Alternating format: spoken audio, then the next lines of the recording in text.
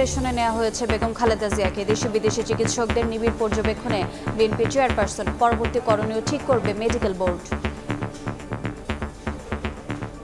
বেগম খালেদা জিয়া এখন অত্যন্ত অসুস্থ, তিনি হাসপাতালে আছেন। সারা দেশের মানুষ তার রোগ মুক্তির জন্যে আল্লাহ তাআলার কাছে দোয়া চাইছেন। আমরা এই অনুষ্ঠান থেকেও আমরা তার জন্য দোয়া চাইছি, আল্লাহ তাআলা তাকে যেন অত্যন্ত দ্রুত সুস্থ করে দেন। দেখছিলেন প্রধান শিরোনাম। দুপুরের সময়ের সঙ্গে আছে আমি রোজা চৌধুরী। এবার অন্যান্য শীর্ষ সংবাদ। দেশের আদালতে প্রথম কোন ব্রিটিশ এমপির সাজা। প্লট দুর্নীতি মামলায় টিউলিপের 2 বছরের কারাদণ্ড। মা রেহানার 7 ও খালা শেখ হাসিনার 5 বছরের জেল। পিলখানা হত্যায় জড়িত সবাইকে বিচারের আওতায় আনার দাবি। স্বাধীন তদন্ত কমিশনের প্রতিবেদন ওয়েবসাইটে প্রকাশের আহ্বান স্বজনের। নিরাপত্তা চায় ভুক্তভোগীদের পরিবার। বাংলাদেশ নিয়ে বহির্বিশ্বের নেতিবাচক প্রচারের প্রভাব রফতানি খাতে, জানালেন বাণিজ্য উপদেষ্টা। রাজনৈতিক অস্থিরতায় আগ্রহী নন বিদেশি ক্রেতা, দাবি বিকেএমইএর। শুরু হলো বাঙালির গৌরবের বিজয়ের মাস, এখনো মেলেনি কাঙ্ক্ষিত মুক্তি, বলছেন ইতিহাসবিদ। ঢাকা বিশ্ববিদ্যালয়ে বর্ণাঢ্য শোভাযাত্রা, জাতিকে ঐক্যবদ্ধ হওয়ার আহ্বান। প্রথমবারের মতো যাচ্ছি, খুবই ভালো লাগতেছে। পরিবেশ যদি ভারসাম্য ঠিক থাকে, টুরিস্ট আরো বাড়বে। সেন্ট মার্টিন দ্বীপের পথে 3টি জাহাজ, 2000 পর্যটকের রাত যাপনের সুযোগ থাকলেও প্রথম যাত্রায় যাচ্ছেন 1200। উৎফুল্ল ভ্রমণ পিপাসুরা।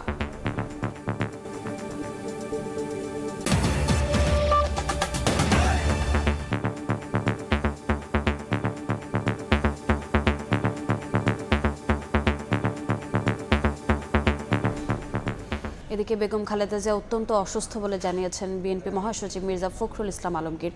এভারকেয়ার হাসপাতালে দেশি বিদেশি চিকিৎসকদের নিবিড় পর্যবেক্ষণে চলছে তার চিকিৎসা।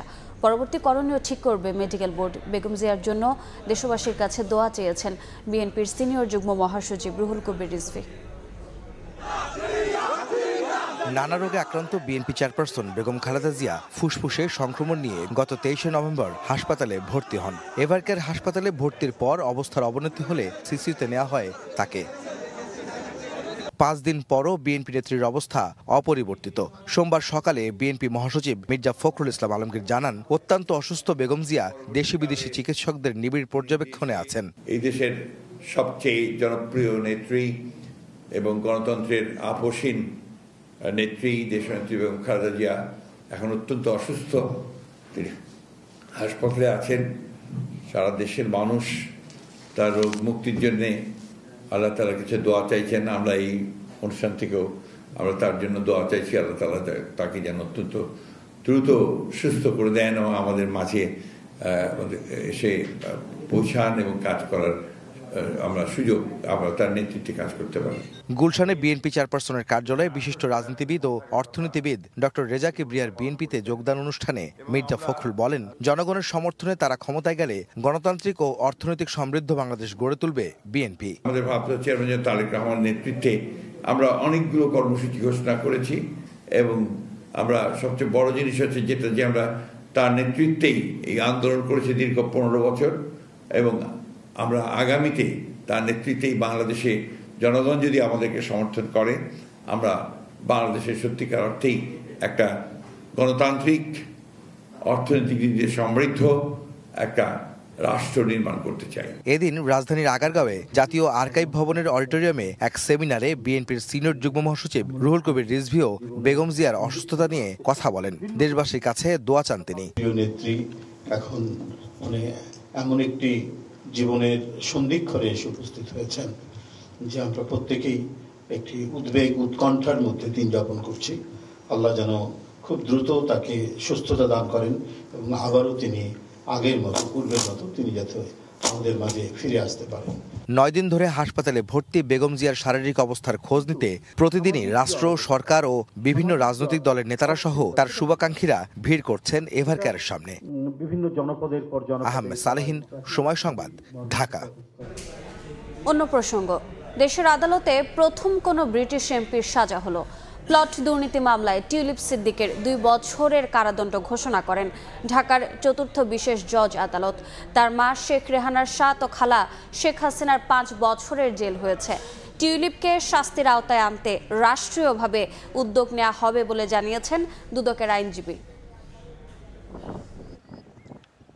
মায়ের নামে সরকারি জমি বরাদ্দ দেওয়ার জন্য খালা শেখ হাসিনাকে প্রভাবিত করেন ব্রিটিশ এমপি টিউলিপ সিদ্দিক। পরে শেখ রেহানার নামে রাজধানীতে একাধিক সম্পত্তির তথ্য হলফনামায় গোপন করেন তিনি। পূর্বাচলে তার নামে 10 কাঠা প্লট বরাদ্দের আদেশ দেন তৎকালীন প্রধানমন্ত্রী শেখ হাসিনা। এমন অভিযোগে দুদকের মামলায় আসামিদের দোষী সাব্যস্ত করে সোমবার রায় ঘোষণা করেন ঢাকার 4র্থ বিশেষ জজ মোহাম্মদ রবিউল আলম। এর মধ্য দিয়ে দেশের আদালতে প্রথম কোন ব্রিটিশ এমপির সাজা হলো। তাকে শাস্তির আওতায় আনতে রাষ্ট্রীয়ভাবে উদ্যোগ নেওয়া হবে বলে জানিয়েছেন দুদকের আইনজীবীরা। টিউলিপ সিদ্দিক ব্রিটিশ এমপি হওয়া সত্ত্বেও উনি বাংলাদেশের নাগরিক আছেন, ভোটার আছেন, এই বিষয়টা আমাদের কাছে তথ্য আছে। উনি একদিকে বাংলাদেশের নাগরিক, একদিকে ব্রিটিশ নাগরিক। এই সাজার বিষয় আমাদের কমিশনকে অবহিত করব। কমিশন বাংলাদেশ সরকারের সাথে কমিউনিকেট করবে এবং বাংলাদেশ সরকার পরবর্তীতে ব্রিটিশ সরকার বা আসামিরা যে আসামি দেশে আছে, পলাতক আছে, সেই সব দেশের সরকারের সাথে কমিউনিকেট করবে। একই মামলায় শেখ হাসিনাকে 5 বছর ও তার বোন শেখ রেহানাকে 7 বছরের কারাদণ্ড দিয়েছেন আদালত। রায় পড়ার সময় বিচারক পর্যবেক্ষণে বলেন, প্রধানমন্ত্রী হয়ে ফৌজদারি অসদাচরণ করেছেন শেখ হাসিনা। সর্বোচ্চ সাজা যাবজ্জীবন প্রার্থনা করেছিলাম আদালতের নিকট।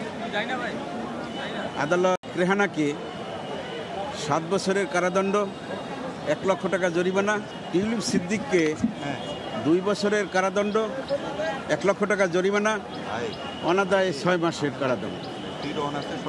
শেখ হাসিনা সহ আরও 14 জন আসামিকে 5 বছর কারাদণ্ড, 1 লক্ষ টাকা করে জরিমানা এবং অনাদায়ে 6 মাসের দণ্ড। অবৈধভাবে প্লট বরাদ্দের যোগসাজশের দায়ে বাকি 14 জনকে 5 বছরের কারাদণ্ড ও 1 লাখ টাকা অর্থদণ্ড দেন আদালত। শেখ রেহানার নামে পূর্বাচলের প্লটটি বাতিল করে রাজুকে প্রয়োজনীয় ব্যবস্থা নেওয়ার নির্দেশ দেওয়া হয়। আসিফ মোহাম্মদ সিয়াম, সময় সংবাদ, ঢাকা। নারায়ণগঞ্জ সিটি কর্পোরেশনের সাবেক মেয়র সেলিনা হায়াত আইভীর 5 মামলায় জামিন স্থগিতের আবেদন শোনেননি আপিল বিভাগ। সোমবার সকালে আপিল বিভাগের 2 নম্বর আদালতে আদেশ দেন। এ সময় শুনানির জন্য আগামী সপ্তাহে পাঠিয়ে দিয়েছেন আপিল বিভাগের 1 নম্বর আদালতে। এর আগে গেল 18 নভেম্বর আইভীর আরও 5টি মামলায় গ্রেফতার দেখাতে পুলিশের আবেদন মঞ্জুর করেন আদালত। জুলাই সনদ বাস্তবায়ন, নির্বাচনের আগে গণভোট সহ 5 দফা দাবিতে খুলনায় চলছে জামাত সহ 8 দলের বিভাগীয় সমাবেশ। এ বিষয়ে আরও জানাতে নগরীর শিববাড়ি মোড়ে রয়েছেন সহকর্মী তানজিম আহমেদ। সরাসরি যাচ্ছি তার কাছে। তানজিম,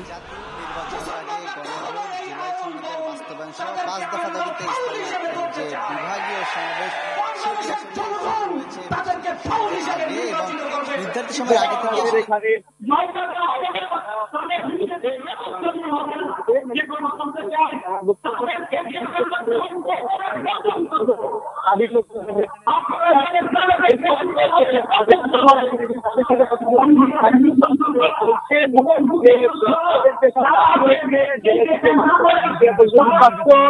জাতীয় নির্বাচনের আগে যে গণভোটের যে দাবি,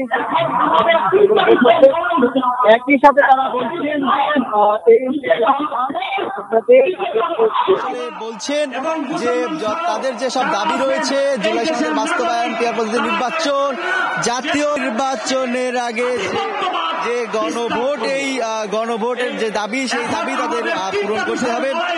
একই সাথে তারা বলছেন যে এই যে সময়ের সাথে সাথে তাদের যে আন্দোলন সেটি আরো জোরালো হবে এবং দাবি আদায় না হওয়া পর্যন্ত তারা রাজপথেই থাকবেন। এবং তারা বলছেন যে জাতীয় নির্বাচনের দিনে একই যদি গণভোট হয়, সেই ক্ষেত্রে বিষয়টি একটি জলখিচুড়ি হয়ে যাবে বলে তার নেতারা দাবি করেছেন। এবং কেন্দ্রীয় যেসব 8টি দলের নেতারা রয়েছেন, এখানে জামায়াতে ইসলামী, চরমোনাই এবং খেলাফত মজলিস সহ 8টি দলে তাদের নেতারা আসতে শুরু করেছেন। দলে দলে নেতাকর্মীরা আসলে জড়ো হয়ে বিভিন্ন স্লোগান দিচ্ছেন। অর্থাৎ খুলনা যে নগরী, সেই নগরীকে এখন স্লোগানের নগরী বলা যায়। একই সাথে তাদের এই স্লোগান তারা মিছিল সহকারে এই কেন্দ্রে আসার চেষ্টা করছেন।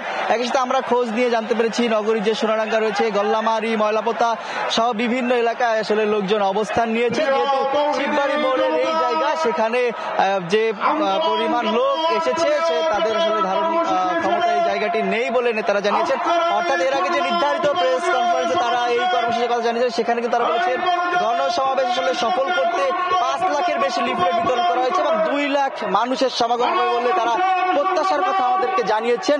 আসলে সমাবেশে তাদের আজকে এখান থেকে, যেহেতু খুলনায় এটি আটটি দলের সবচেয়ে বড় সমাবেশ, এবং এই সমাবেশের মাধ্যমে তারা কিন্তু বার্তা দিবেন, যে বার্তার মাধ্যমে তাদের নির্দেশনা দেবেন তাদের যে দলের নেতাকর্মীরা রয়েছে তৃণমূল থেকে জেলা মহানগর পর্যন্ত, এবং সেই নির্দেশনা আলোকে এই পরবর্তী যে কর্মসূচি নির্বাচন পর্যন্ত কিভাবে তারা কাজ করবেন, কিভাবে তাদের পরিকল্পনা সাজাবেন, সেই বিষয়ে আসলে আজকে এখানে কেন্দ্রীয় নেতারা আলোকপাত করবেন বলে আমাদেরকে স্থানীয়ভাবে জানানো হয়েছে। তো খুলনা শিববাড়ি মোড় থেকে 8 দলের যে বিভাগীয় সমাবেশের খবর আমার কাছেই ছিল সর্বশেষ। সরাসরি যুক্ত ছিলাম খুলনায়। পিলখানা হত্যাকাণ্ডে জড়িত সবাইকে বিচারের আওতায় আনার দাবি জানিয়েছেন হত্যার শিকার সেনা কর্মকর্তাদের পরিবারের সদস্যরা। পাশাপাশি স্বাধীন তদন্ত কমিশনের প্রতিবেদন দ্রুত ওয়েবসাইটে প্রকাশের আহ্বান জানান তারা। এছাড়া নিরাপত্তার দাবিও জানান হত্যার শিকার পরিবারগুলো।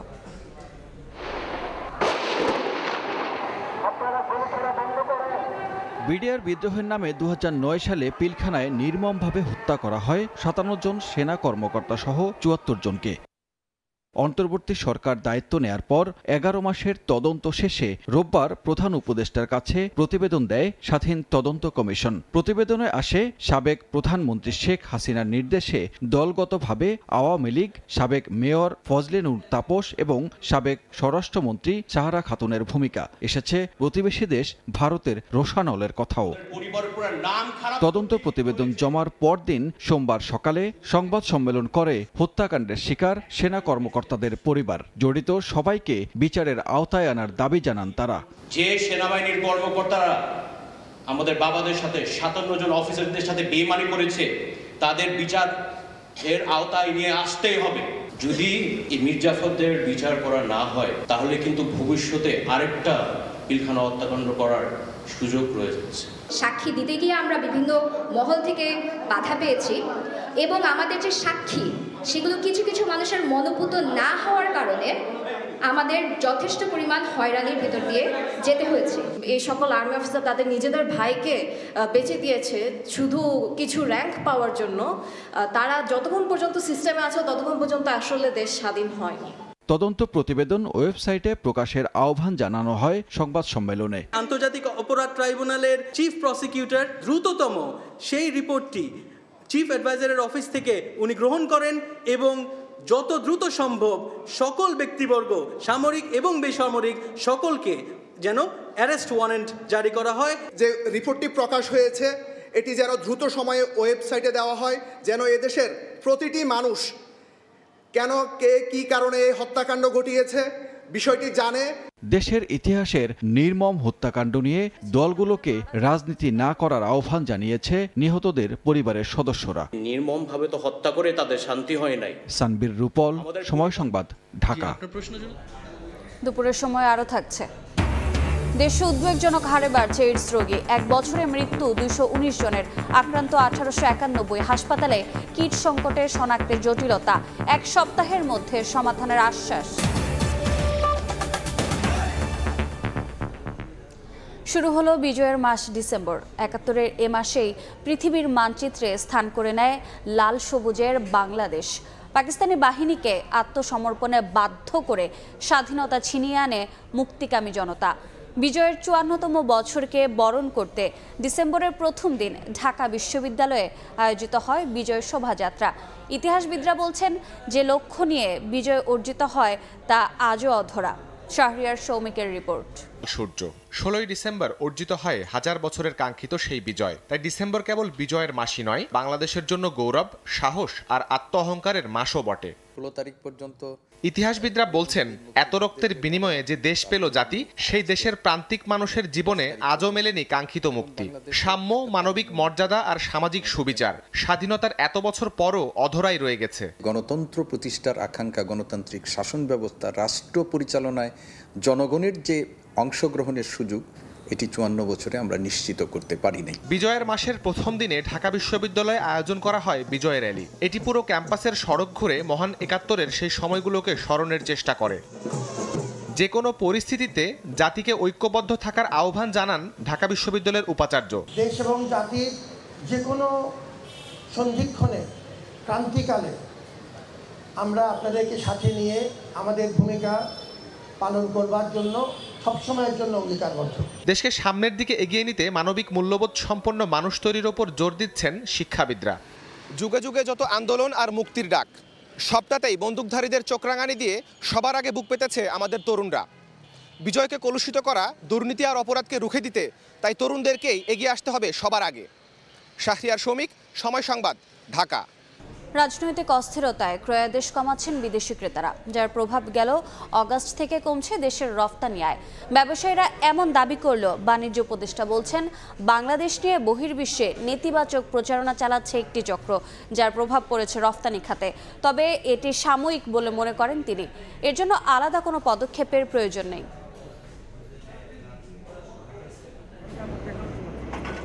চলতি অর্থবছরের প্রথম মাস জুলাইয়ে প্রায় 25% বড় প্রবৃদ্ধি দেখার পর 3 মাস লাগাতার কমেছে রফতানি আয়। বড়দিন সামনে রেখেও প্রত্যাশা পূরণ হয়নি দেশের রফতানি আয়ের 80% যোগান দেয়া পোশাক শিল্পে। এই অবস্থায় বিশ্ববাজারে বাংলাদেশের ব্র্যান্ডিং পূর্বাঞ্চলে গ্লোবাল সোর্সিং এক্সপোর আয়োজন করেছে রফতানি উন্নয়ন ব্যুরো ইপিবি। সোমবার প্রদর্শনীর উদ্বোধনীতে রফতানিমুখী খাতের চাপে পড়ার কারণ হিসেবে রাজনৈতিক অস্থিরতাকে দায়ী করেন নিট পোশাক রফতানিকারকদের শীর্ষ সংগঠন বিকেএমই এর সভাপতি। তবে প্রশংসা করেন বন্দর ব্যবস্থাপনায় বিদেশিদের সঙ্গে চুক্তির।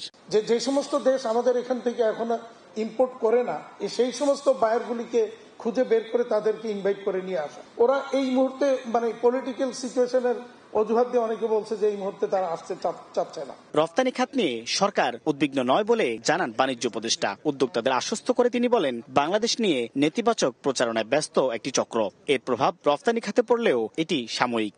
এটা তো একটা চলমান প্রক্রিয়া। যখন বিভিন্ন সময় আমাদের নিরাপত্তা ঝুঁকি তৈরি হয়, তখন সরকার সেই অনুযায়ী ব্যবস্থা নিয়ে থাকে এবং এই মুহূর্তে আমি এমন কোনো নিরাপত্তা ঝুঁকি দেখছি না। অনেক সময় তৃতীয় বিশ্বের দেশ সম্বন্ধে অনেক ধরনের অসত্য তথ্য বিভিন্ন মাধ্যমে ঘুরে বেড়ানোর ফলে এক ধরনের ভীতি সঞ্চারিত হয়। বাট আপনারা নিজেরাই জানেন যে আমাদের দেশের ঘোরাফেরাতে নিরাপত্তায় কোথাও তেমন কোনো ঘাটতি নাই। গ্লোবাল সোর্সিং এক্সপোতে তৈরি পোশাক, চামড়া ও চামড়াজাত পণ্য, পাটজাত পণ্য, কৃষি পণ্য, প্লাস্টিক ও কিচেন ওয়্যার, ওষুধ ও তথ্য প্রযুক্তি খাতের সক্ষমতা তুলে ধরছেন উদ্যোক্তারা। সাইফুল ইসলাম, সময় সংবাদ, ঢাকা। সরকারি মালিকানায় আনুষ্ঠানিকভাবে শুরু হলো দুর্বল 5 ব্যাংকের সমন্বয়ে গড়ে তোলা সম্মিলিত ইসলামী ব্যাংকের কার্যক্রম। নিয়োগ দেওয়া হয়েছে চেয়ারম্যান। আগামী 2-3 বছরের মধ্যে ব্যাংকটি ছেড়ে দেওয়া হবে সরকারি মালিকানায়। সম্প্রতি ওয়াশিংটন সফরে গিয়ে এমনটাই জানান অর্থ উপদেষ্টা ডক্টর সালেউদ্দিন আহমেদ। শক্তিশালী অপরাধ গোষ্ঠীর কারণেই ব্যাংকগুলোর ম্যানেজমেন্ট কাজ করতে পারেনি বলেও জানান তিনি। ব্যাংকাররা বলছেন 2 বছরেই ব্যাংকটির ওপর আস্থা ফেরানো চ্যালেঞ্জিং। কাজল আব্দুল্লাহর রিপোর্ট। লুটপাটের শিকার দেশের 5 ইসলামী ব্যাংকে একীভূত করে কার্যক্রম শুরুর পথে সম্মিলিত ইসলামী ব্যাংক। অন্যান্য দেশে পুরনো হলেও আর্থিক প্রতিষ্ঠান অধিগ্রহণের ঘটনা বাংলাদেশে এই প্রথম। মূলত অনিয়মের মাধ্যমে ব্যাংকগুলো থেকে বের করা বেশিরভাগ অর্থ পাচারের কারণেই ভঙ্গুর হয়ে পড়ে প্রতিষ্ঠানগুলো। এমন প্রেক্ষাপটে অর্থ মন্ত্রণালয় জানিয়েছে আপাতত সরকারের পক্ষ থেকে পরিচালিত হবে সম্মিলিত ইসলামী ব্যাংক। তবে কার্যক্রম শুরুর পর 2-3 বছরের মধ্যেই বেসরকারি খাতে ছেড়ে দেওয়ার পরিকল্পনা অর্থ উপদেষ্টার। সম্প্রতি ওয়াশিংটন সফরে গিয়ে বিশ্বব্যাংকের বাংলাদেশ অফিসে এক সাক্ষাৎকারে একথা জানান তিনি। যে ব্যাংকগুলি আমরা মার্জ করছি ওদের মামলা করতে পারার সামর্থ্য। ওরিয়েন্টাল ব্যাংক দেশে একটা পাওয়ারফুল গ্রুপ ছিল, আপনারা জানেন। তো ওরা কেস করে, কিন্তু আনফর্চুনেটলি যারা কিনেছে আমি বলবো তাদেরই দুর্বলতা। একটা মালয়েশিয়ান কোম্পানি কিনেছে, তো ওরা যে ম্যানেজমেন্ট, ওদের আরও অনেক জায়গায় ব্যাংক টেক আছে, কিন্তু এখানে যে ম্যানেজমেন্টকে দিয়েছে দে আর নট ভেরি এফিশিয়েন্ট। ওরা একটা মনোযোগ দেয় না। নতুন ব্যাংকটা তো আপাতত গভর্নমেন্টের সাথে থাকবে। আমরা চেষ্টা করব বোর্ডটা এবং চেয়ারম্যানের বেটার হয়। আলটিমেটলি এইম হলো 2 বছর বা 3 বছর পর এটাকে আমরা প্রাইভেটাইজ করে ফেলব। Strategic partner. দীর্ঘমেয়াদে ব্যাংকটি নিয়ে সিনিয়র ব্যাংকার ও অর্থনীতিবিদদের পরামর্শ, আগে আস্থা ফেরাতে হবে গ্রাহকদের, আর বেসরকারীকরণের সিদ্ধান্ত নির্ভর করবে রাজনৈতিক সরকারের ওপর। 2 বছরে এটা দাঁড়ায় যাবে, আমার কাছে এটা হতে পারে, কিন্তু ভেরি ভেরি ভেরি ডিফিকাল্ট। আগে কাস্টমারের আস্থা তাকে আনতে হবে। কাস্টমারের আস্থা আনতে গেলে সে কত টাকা ডিপোজিট কি হিসাব করে কত দিনে দেবে, পুরা টাকাটা আমি কত দিনে শোধ করতে পারবো সেটাকে হিসাব করতে হবে। নতুন ডিপোজিট তখনই আসবে যখন পুরানা কাস্টমাররা তাদের টাকা ঠিক মতন পাচ্ছে, কিন্তু বন্ধ হয়ে গেলে তারা নতুন আসবে না। আরেকটা জিনিস এখানে ইম্পর্টেন্ট, কাস্টমারের সঙ্গে সঙ্গে যারা এমপ্লয়িজ আছে তাদের কি হবে? তারা কি গোল্ডেন হ্যান্ডশেক পাবে, 3 মাসের মাইনা পেয়ে যাবে, না ইমিডিয়েটলি চাকরিচ্যুত হবে, নাকি তাদের চাকরি কন্টিনিউ? এটাও কিন্তু কোনো ডাইরেক্ট কোনো কিছু বলা হয়নি। তাদের বলা হচ্ছে কারা অ্যাডমিনিস্ট্রেটর দেওয়া হয়েছে, তারা সব ঠিক করবে 1 বছর। তারপর এটা বলা হচ্ছে শেয়ার মার্কেটে দেওয়া হবে নতুন শেয়ার, এটা পাবলিক হবে, পাবলিক শেয়ারিং হোল্ডিং হয়ে যাবে। এগুলি কিন্তু স্বপ্ন, এগুলি কিন্তু বাস্তব এত তাড়াতাড়ি করা সম্ভব না। যেহেতু মোটামুটি একটা দীর্ঘমেয়াদী এবং একটা পলিসির কনসিস্টেন্সির একটা বিষয় আছে, তো সেই জন্য এই মুহূর্তে বলাটা খুব মুশকিল, কারণ সামনের এই চ্যালেঞ্জটা কিভাবে আসলে অতিক্রম করবে, কারণ সরকারের পরবর্তী সরকার এটাকে কিভাবে দেখবে সেটার উপরই অনেক কিছু নির্ভর করবে। আর্থিক খাতের সংস্কার দৃশ্যমান করতে অঙ্গীকারবদ্ধ অন্তর্বর্তী সরকার, তবে ব্যাংক খাত পুনর্গঠনে পরিবর্তন এলেও সংকটে থাকা নন ব্যাংক আর্থিক প্রতিষ্ঠানগুলো নিয়ে এখনও কোনো সিদ্ধান্ত নিতে পারেনি বাংলাদেশ ব্যাংক। কাজল আব্দুল্লাহ, সময় সংবাদ, ঢাকা। দুপুরের সময় আরও থাকছে। ঘূর্ণিঝড় ও বন্যায় এশিয়ার 4 দেশে প্রাণহানি 1000-এর বেশি। ইন্দোনেশিয়াতে 502, উদ্ধার কাজে ধীর গতি, চুরি বেড়ে যাওয়ায় উদ্বেগে বাসিন্দারা।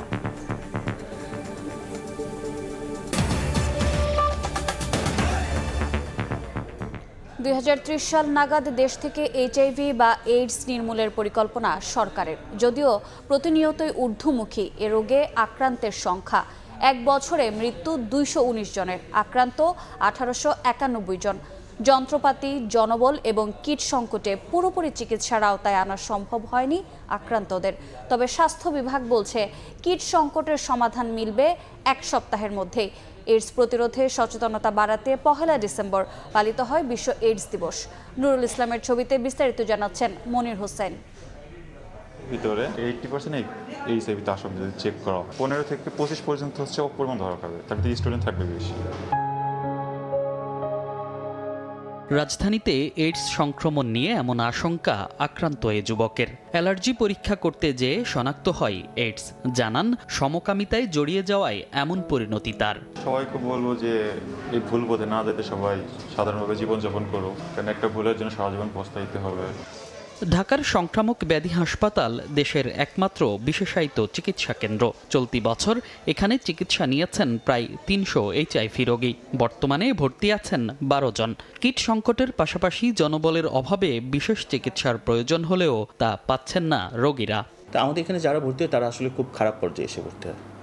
তা আমরা যেটা ফেস করি যে আমাদের এখানে এই রোগীগুলোর আসলে এইচআইভি ছাড়া অন্য আরও অনেকগুলো ডিজিজ থাকে, এবং এগুলোর জন্য যেই ধরনের ল্যাবরেটরি দরকার, ল্যাবরেটরি যে সাপোর্টটা দরকার, সেই সাপোর্টটা আমরা ওদের দিতে পারি না। দেশব্যাপী এইডস শনাক্তকরণ কেন্দ্রগুলোতেও আছে কিট সংকট, যদিও স্বাস্থ্য অধিদপ্তর বলছে চলতি সপ্তাহেই কেটে যাবে তা। সেকেন্ড কিটটা আমাদের কিছুটা স্বল্পতা ছিল, আমরা এ সপ্তাহে কাল বা পরশু আমরা সেই কিটটা পেয়ে যাব। এইডস এসটিডি কন্ট্রোলের তথ্য অনুযায়ী দেশে 2024 সালে এ রোগে আক্রান্ত হয়েছেন 1438 জন, মারা গেছেন 195 জন। 2023 সালে আক্রান্ত হন 1276 জন এবং মৃত্যু হয় 266 জনের। আর চলতি বছর আক্রান্তের সংখ্যা ছড়াতে পারে 1,500। একদিকে যখন সীমা ছাড়িয়ে বাড়ছে রোগীর সংখ্যা, অন্যদিকে 2030 সালের মধ্যে দেশ থেকে এইডস নির্মূলের পরিকল্পনা করছে সরকার। একই বেডে ঘুমালে কিংবা একই প্লেটে খেলে এইডস ছড়ায় না। চিকিৎসার মাধ্যমে সম্পূর্ণ স্বাভাবিক জীবনযাপন করতে পারে এইচআইভি রোগীরা। মনির হোসেন, সময় সংবাদ, ঢাকা। সরকারি মাধ্যমিক শিক্ষকদের কর্মবিরতিতে রাজধানী সহ দেশের বেশিরভাগ প্রতিষ্ঠানে তেমন একটা প্রভাব পড়েনি। এর আগে বাংলাদেশ সরকারি মাধ্যমিক শিক্ষক সমিতির ব্যানারে পূর্ণ দিবস কর্মবিরতির ঘোষণা আসে। শিক্ষকরা বলছেন, দীর্ঘদিনের পেশাগত মর্যাদা ও বেতন ভাতা সংক্রান্ত 4 দফা দাবির জানিয়ে আসলেও তা মানছে না কর্তৃপক্ষ। এ কারণে দাবি আদায়ে বাধ্য হয়ে কর্মবিরতিতে নেমেছেন। অন্যদিকে 10ম গ্রেড সহ 3 দাবিতে কর্মবিরতিতে সরকারি প্রাথমিক বিদ্যালয়ের শিক্ষক অভিভাবকরাও। কিছু প্রতিষ্ঠানে পরীক্ষা দিতে এসে শিক্ষার্থীরা ফিরে গেলেও দেশের বেশিরভাগ প্রতিষ্ঠানে তেমন প্রভাব পড়েনি। বার্ষিক পরীক্ষার সময় শিক্ষকদের এমন কর্মসূচিতে ক্ষুব্ধ প্রতিক্রিয়া জানিয়েছেন অভিভাবকরাও।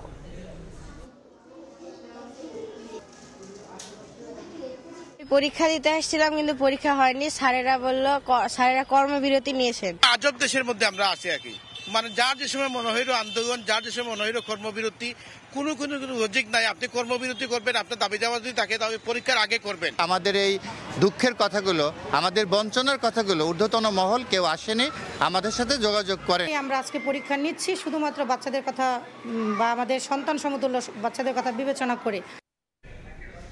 অবশেষে সেন্ট মার্টিন দ্বীপে গেল 3টি জাহাজ। সেখানে 2000 পর্যটকের রাত্রি যাপনের সুযোগ থাকলেও চলতি মৌসুমের প্রথম যাত্রায় সেন্ট মার্টিন গেছেন 1200 পর্যটক। বলছেন নির্দেশনা মেনেই ভ্রমণ করবেন প্রবাল দ্বীপে। দীর্ঘ 10 মাস পর চলতি মৌসুমে সেন্ট মার্টিন দ্বীপে প্রথম যাত্রা। ভোর না হতে কক্সবাজারের নুনিয়ারছড়া ঘাটে উপচে পড়া ভিড় পর্যটকদের। সড়কে দেখা যায় দীর্ঘ যানজট। সেন্ট মার্টিন যেতে পর্যটকদের দীর্ঘ সারি, করা হয় বেশ কয়েকটি লাইন। 12 নির্দেশনা বাস্তবায়নে তৎপর জেলা প্রশাসন ও পরিবেশ অধিদপ্তর। প্লাস্টিক কিংবা পলিথিন দেখলেই নেওয়া হচ্ছে ব্যবস্থা, করা হচ্ছে সচেতন। পরিবেশ সংক্রান্ত যে 12টি নির্দেশনা দেওয়া হয়েছে সেই নির্দেশনা প্রতিপালনের জন্য আমরা সচেতন করতেছি। সেই সাথে প্লাস্টিক পণ্য যেন তারা নিয়ে না ওঠে সে ব্যাপারে আমরা ব্যবস্থা নিচ্ছি। রাত্রি যাপনের অনুমতি থাকায় আগামী 2 মাস কক্সবাজার সেন্ট মার্টিন রুটে প্রতিদিন চলাচল করবে 6টি জাহাজ। 2 মাস আছে সেটা পরিচালনা করে কিছুটা ঘুরে দাঁড়ানোর জন্য। চলতি মৌসুমের প্রথম যাত্রায় পর্যটকরা ছিলেন খুবই উৎফুল্ল। জাহাজে ছবি তোলা থেকে শুরু করে গান বাজনা কিংবা প্রকৃতি উপভোগে ব্যস্ত হয়ে পড়েন ভ্রমণ পিপাসুরা। এনভায়রনমেন্টটা বা সব ক্লিনলিনেস সবকিছুই হয়তো আপ টু দা মার্ক থাকবে। প্রথমবারের মতো যাচ্ছি হাজবেন্ডের সাথে, খুবই ভালো লাগতেছে। আমাদেরকে যে 12টি নির্দেশনা দেওয়া হয়েছে এটা আমি মনে করি পরিবেশের জন্য খুবই উপকার, এবং আমাদের পরিবেশ যদি ভারসাম্য ঠিক থাকে টুরিস্ট আরও বাড়বে। আর পর্যটকদের নিরাপত্তাকে সর্বোচ্চ গুরুত্ব দিয়ে দেখছে ট্যুরিস্ট পুলিশ। হোটেল মালিক বলেন আর কোনো স্টেক হোল্ডার যদি আমাদের পর্যটন ব্যবস্থাপনাকে অব্যবস্থাপনার দিকে নিয়ে যেতে চায় সেটাকে আমরা টুরিস্ট পুলিশ অ্যালাউ করব না। আগামী 31 জানুয়ারি পর্যন্ত 2 মাস পর্যটক নিয়ে কক্সবাজার শহরের নুনিয়ারছড়া BIWTA ঘাট থেকে প্রতিদিন সকাল 7টায় সেন্ট মার্টিন ছেড়ে যাবে জাহাজ। বিকেল 3টায় সেন্ট মার্টিন থেকে কক্সবাজারের উদ্দেশ্যে রওনা হবে জাহাজগুলো। সুজাউদ্দিন রুবেল, সময় সংবাদ, কক্সবাজার। এই মুহূর্তে সেন্ট মার্টিনে আছেন সহকর্মী সুজাউদ্দিন রুবেল। বিস্তারিত জানতে সরাসরি যাচ্ছি তার কাছে। দীর্ঘ 10 মাস পর প্রবাল দ্বীপ সেন্ট মার্টিনে পর্যটকের পা পড়েছে। দুপুর 1টার দিকে 3টি জাহাজে করে 1200 পর্যটক প্রবাল দ্বীপ সেন্ট মার্টিনে পৌঁছে। এরপর পর্যটক যারা এসেছেন তাদেরকে ফুল দিয়ে বরণ করে নেন সেন্ট মার্টিন দ্বীপের বাসিন্দারা। তারা বলছেন আজকে তাদের জন্য ঈদ উৎসব। এই দীর্ঘ 10 মাস তারা অনেক কষ্টে তাদের জীবন কেটেছে দ্বীপের বাসিন্দাদের। পর্যটকের পা পড়াতে তাদের যে আয় রোজগারের যে পথ সেটি আবার উন্মুক্ত হলো। এর ফলে তারা খুব আনন্দিত এবং উৎফুল্লিত আমরা সেটি দেখেছি। যখন যেটিতে নামে তখন পর্যটকরা একে একে নামার সঙ্গে সঙ্গে তাদেরকে ফুল দিয়ে শুভেচ্ছা জানান এখানকার স্থানীয় জনপ্রতিনিধি শুরু করে যারা এখানকার ব্যবসায়ী রয়েছে তারা ধীরে ধীরে যখন আমরা বাজার পর্যন্ত সেন্ট মার্টিন যে বাজার এলাকা রয়েছে সেখানে গিয়েছি, সেখানে আসলে দেখতে পেয়েছি মানুষের মুখের যে হাসি। দীর্ঘ 10 মাস তাদের অনেকে অনাহারে ছিলেন, তারা সেই বিষয়টি বলছে, যার ফলে পর্যটকের পা পড়াতে তারা এখন খুব আনন্দিত সেই লক্ষ্য করা গেছে। আমরা দেখছি এখানকার ইজি বাইক চালক থেকে শুরু করে যারা রেস্টুরেন্ট ব্যবসায়ী রয়েছে, তারা যারা দোকানদার রয়েছে, সবার মুখে হাসি। তারা বলছে একটি কথাই বলছে, পর্যটকের পা পড়াতে তাদের জন্য আজকে ঈদ উৎসবের মতো পরিণত হয়েছে। তবে আমরা এখন আসলে যেটি দেখতে পাচ্ছি, সমুদ্র যে নীল সমুদ্র সেন্ট মার্টিন দ্বীপে আসলে যে পরিবর্তন সেটি আসলে দেখতে পাচ্ছি। চারদিকে পরিবেশের যে প্রকৃতির যে সৌন্দর্য সেটি আসলে দেখার মতো। চারদিকে সবুজের সমারোহ এবং যেদিকে সাগরের যে স্বচ্ছ যে জলরাশি রয়েছে রয়েছে সেই জলরাশি অনেকটাই এখানকার পর্যটকরা দেখে মুগ্ধ হচ্ছেন। তারা বলছেন সেন্ট মার্টিন অনেক সুন্দর করে সেজেছে, বালিয়াড়িতে সাগরলতা জেগেছে, পাশাপাশি সবুজের সমারোহ বিরাজ করছে, যার কারণে তারা খুবই সেন্ট মার্টিনকে খুব সুন্দরভাবে উপভোগ করছেন সেটি বলছে। তবে আমরা যেটি লক্ষ্য করেছি যে 12টি নির্দেশনা দেওয়া হয়েছে পরিবেশ রক্ষায়, সেটি যেমন সেন্ট মার্টিন দ্বীপের বাসিন্দারা মেনে চলছে, ঠিক তেমনি পর্যটকদেরকে মানাতেও এখানকার স্থানীয় যারা বাসিন্দা রয়েছে তারাও আসলে চেষ্টা করছেন, ব্যবসায়ীরাও চেষ্টা করছেন পর্যটকদের যে মানাতে। তারা বলছেন সমন্বয় করে সবাই এই দ্বীপকে রক্ষায় সবাই এগিয়ে আসবেন, তবে তাদের যে ব্যবসার যে 2 মাস খুলে দেওয়া হয়েছে সেটি যাতে 2 থেকে এটি 5 মাস করা অথবা 4 মাস করা হয় সেটি বারবার দাবি রাখছে। আর এখানকার যে 12টি নির্দেশনা এটি মানাতে এখানে কঠোর অবস্থানে রয়েছে প্রশাসন। তো এই ছিল আমার কাছে প্রবাল দ্বীপ সেন্ট মার্টিন থেকে সর্বশেষ। সরাসরি যুক্ত ছিলাম সেন্ট মার্টিনে। রাষ্ট্রায়ত্ত 6 ব্যাংকের মধ্যে 4টির মূলধন ঘাটতি পূরণের পরিকল্পনা অবাস্তব, তাই নতুন করে বাস্তবসম্মত পরিকল্পনা দেওয়ার নির্দেশ দিয়েছে কেন্দ্রীয় ব্যাংক। সোনালী ও বিডিবিএল এর পরিকল্পনা বাস্তবসম্মত, তবে ভবিষ্যতে শিথিলতা দেখানোর সুযোগ নেই বলে সতর্ক করা হয়েছে। বেসরকারি ব্যাংকের সংস্কারের পাশাপাশি রাষ্ট্রীয় ব্যাংকগুলোর অবস্থা খতিয়ে দেখতে রাষ্ট্রায়ত্ত 6 ব্যাংকের মূলধন ঘাটতি ও তা পূরণে কর্মপরিকল্পনা জমা দেওয়ার নির্দেশ দিয়েছিল কেন্দ্রীয় ব্যাংক। সে পরিকল্পনা প্রতিবেদন অনুযায়ী অগ্রণী, জনতা, রূপালী ও বেসিক ব্যাংকের মূলধন ঘাটতি পূরণ করা প্রায় অবাস্তব অবস্থায় পৌঁছেছে। সংকটাপন্ন ব্যাংকগুলোর মধ্যে অগ্রণী, জনতা, বেসিক ব্যাংকের কর্মপরিকল্পনার রিপোর্ট অনুযায়ী নিট মুনাফা বাড়িয়ে গড়ে 5 বছর সময় নিলেও খেলাপি ঋণ কমানো কঠিন। নীতিগত কারণেই সরকার থেকে এবার মূলধন পাওয়া এই মুহূর্তে অসম্ভব।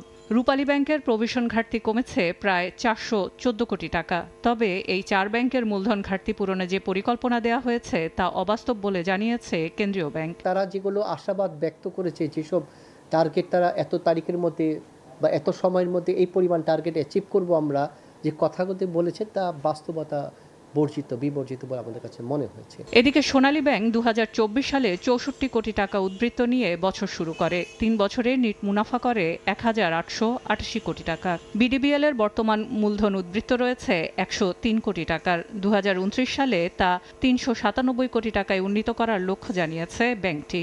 তাদের অ্যাসেট কোয়ালিটি ইমপ্রুভ করার ক্ষেত্রে কোনো প্রকার শৈথল্য দেখানো যাবে না, অর্থাৎ নতুন করে আরও কিছু ঋণ খেলাপি হয়ে যাক বা ঋণ আদায়ের যে এই প্রচেষ্টা সেটা একটু ঢিলামি হয়ে যাক, সেটুকু করলে ওই দুটি ব্যাংকের যে কর্ম পরিকল্পনা সেটাও কিন্তু ব্যর্থ হবে। 2024 সালের ডিসেম্বর শেষে 6 রাষ্ট্রায়ত্ত ব্যাংকের সম্মিলিত মূলধন ঘাটতি ছিল 31,000 কোটি টাকা। সেলিয়া সুলতানা, সময় সংবাদ, ঢাকা। দেশের বাইরের খবর। ভয়াবহ ঘূর্ণিঝড় ও বন্যায় শ্রীলঙ্কা, ইন্দোনেশিয়া, থাইল্যান্ড ও মালয়েশিয়ায় প্রাণহানি ছাড়িয়েছে 1000। ইন্দোনেশিয়াতে মারা গেছেন 502 জন। এখনও নিখোঁজ রয়েছেন অনেকে। বন্যায় ক্ষতিগ্রস্তদের উদ্ধারে চলছে অভিযান। ইন্দোনেশিয়ার সুমাত্রার আচেহ, নর্থ সুমাত্রা ও ওয়েস্ট সুমাত্রার 3 প্রদেশে প্রাকৃতিক দুর্যোগের ভয়াবহতা সবচেয়ে বেশি। ঘূর্ণিঝড় সেনিয়ার আঘাতে পাহাড় ধসের ঘটনায় এখনও নিখোঁজ অনেকেই। সেন্ট্রাল তাপানুলি ও সিভলগায় সড়ক যোগাযোগ বিচ্ছিন্ন। এ অবস্থায় সমুদ্রপথে ত্রাণ পৌঁছানোর প্রস্তুতি চলছে। ঘূর্ণিঝড়ের ক্ষতচিহ্ন দৃশ্যমান গ্রামগুলোতেও।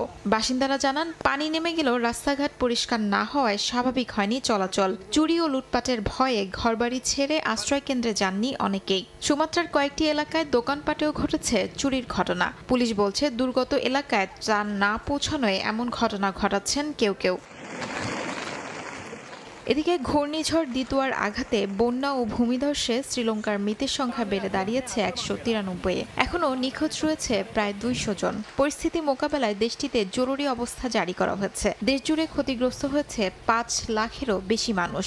প্রায় 78,000 বাসিন্দাকে সরিয়ে নেওয়া হয়েছে আশ্রয়কেন্দ্রে। ভয়াবহ বন্যায় ফিলিপিন্সে অনেকের মৃত্যুর পর দুর্নীতির অভিযোগ ঘিরে বিক্ষোভে নতুন মাত্রা পেয়েছে। বন্যা প্রতিরোধে বরাদ্দ কোটি ডলার গায়েব হয়ে যাওয়ার অভিযোগে স্থানীয় সময় রোববার ম্যানিলায় সমাবেশ করেছে বামপন্থী রাজনৈতিক দল ও সাধারণ শিক্ষার্থীরাও। এ সময় প্রেসিডেন্ট বং, মার্কোস জুনিয়রের পদত্যাগ দাবি করেন বিক্ষুব্ধরা। ঘূর্ণিঝড়ে বিপর্যস্ত মালয়েশিয়ার আচেও প্রদেশে শুকনো খাবার ও চিকিৎসা সামগ্রী পাঠিয়েছে আন্তর্জাতিক সংস্থা। আর জরুরি যোগাযোগ সচল রাখতে বিনামূল্যে স্টারলিং সেবা দেওয়ার ঘোষণা দিয়েছে ইলন মাস্ক। এছাড়াও কলম্বোর নিম্নাঞ্চল এখনও ডুবে আছে পানিতে। মধ্যাঞ্চলের বহু গ্রামে ভেঙে পড়েছে যোগাযোগ ব্যবস্থা। ভয়াবহ ঘূর্ণিঝড়ে শুধু ইন্দোনেশিয়া নয়, থাইল্যান্ড, মালয়েশিয়া এবং শ্রীলঙ্কায় সবচেয়ে বেশি মানুষের মৃত্যু হয়েছে। শিউলি রোজা, সময় সংবাদ। পূর্বাঞ্চলে প্লট বরাদ্দের মামলায় ব্রিটিশ এমপি টিউলিপ সিদ্দিকের কারাদণ্ডের খবর বেশ গুরুত্ব সহকারে প্রচার করছে যুক্তরাজ্যের গণমাধ্যমগুলো। BBC, the Guardian, the Telegraph, বার্তা সংস্থা রয়টার্স শিরোনাম করেছে ক্ষমতাসীন লেবার পার্টির এমপি টিউলিপের খবর। এর আগে শেখ হাসিনা সরকারের পতনের পর লন্ডনে 7 লাখ পাউন্ডের একটি ফ্ল্যাট উপহার নেয়ার খবরে বেশ সমালোচনার মুখে পড়েন টিউলিপ। চলতি বছরের জানুয়ারিতে যুক্তরাজ্যের সিটি মিনিস্টারের পদ থেকে ইস্তফা দেন তিনি।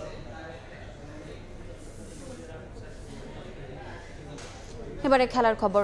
একদিনের বিশ্রাম শেষে অনুশীলনে ফিরেছে বাংলাদেশ জাতীয় ক্রিকেট দল। স্কোয়াডে যুক্ত হওয়া শামীম পাটোয়ারিকে নিয়েই শুরু হয় প্র্যাকটিস সেশন। সকাল 9:30টায় শুরু হবার কথা থাকলেও নির্ধারিত সময়ের পরে শুরু হয় অনুশীলন। ক্রিকেটার, কোচিং স্টাফের সব সদস্যদের নিয়ে শুরু হয় তৃতীয় ম্যাচের প্রস্তুতি। আগের রাতে বিপিএলে দাম হাঁকানো তাওহিদ হৃদয় ছিলেন ফুরফুরে মেজাজে। সিরিজ জয়ে ভিন্নভাবে চিন্তা করছেন লিটন কুমার দাসও। শেষ টি-20তেও বদল আসবে টাইগার একাদশে।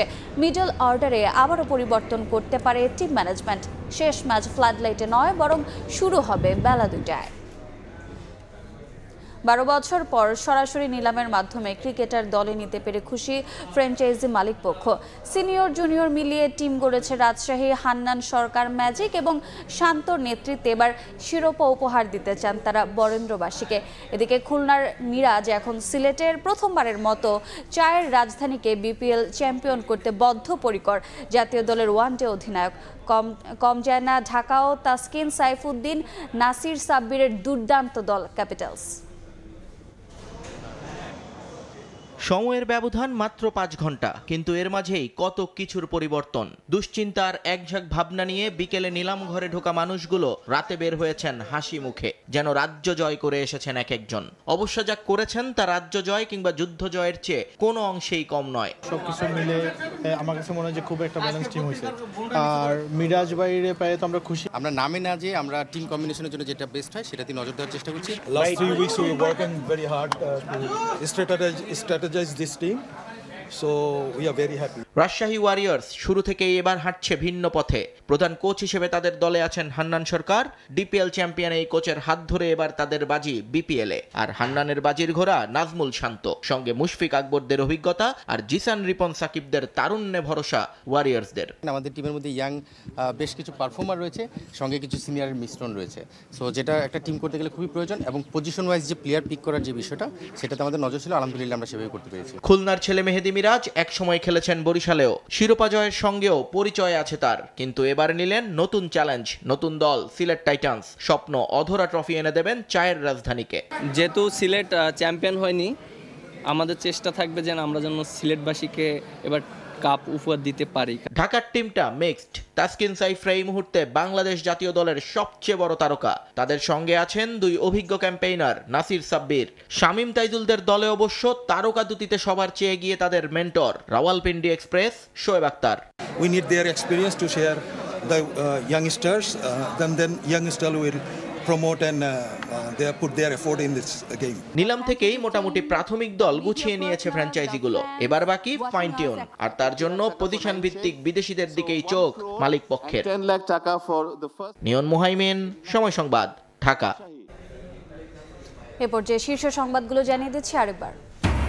বেগম জিয়ার শারীরিক অবস্থার অবনতি, সংকটাপন্ন অবস্থায় চিকিৎসকদের নিবিড় পর্যবেক্ষণে। পরবর্তী করণীয় ঠিক করবে মেডিকেল বোর্ড, দোয়া চান বিএনপি নেতারা। দেশের আদালতে প্রথম কোন ব্রিটিশ এমপির সাজা। প্লট দুর্নীতি মামলায় টিউলিপের 2 বছরের কারাদণ্ড। মা রেহানার 7 ও খালা শেখ হাসিনার 5 বছরের জেল।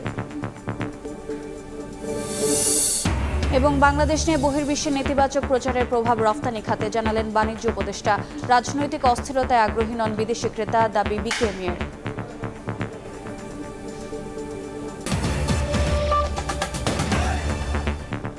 এই ছিল দুপুরের সময়, এরপর দেখবেন বিকেল 3টার সময় সংবাদ। সঙ্গে থাকুন সময়।